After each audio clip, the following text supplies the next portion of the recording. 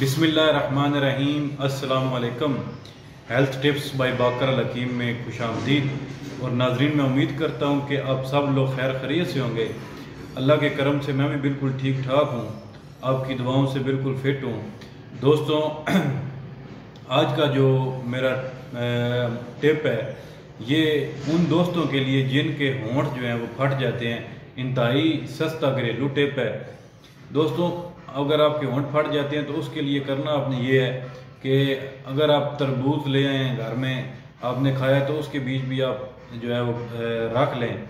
और अगर खरबूजा खाया है तो उसके बीज रख लें। अगर नहीं भी खाया तो इसके बीज मिल जाते हैं, आप ले लें खरबूजा और तरबूजे के बीज। ये लेकर मुनासिब मिकदार में इसमें पानी डालें और इसकी रगड़ाई कर लें।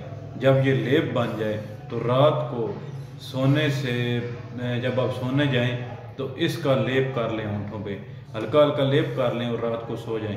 सुबह जब उठेंगे आप तो इंशाल्लाह ताला कुछ ही दिनों में आपके जो फटे होंठ हैं वो ठीक हो जाएंगे। सुबह जब उठेंगे तो आपने नीम गर्म पानी से आपने होंठ धो लेने हैं। तो इंशाल्लाह ताला कुछ ही दिनों में आपके होंठ जो हैं वो फटे हुए ठीक हो जाएंगे और आप तंदुरुस्त हो जाएंगे। दुआओं में याद रखिएगा। फिर इंशाल्लाह नए मौजू के साथ हाज़िर होऊंगा।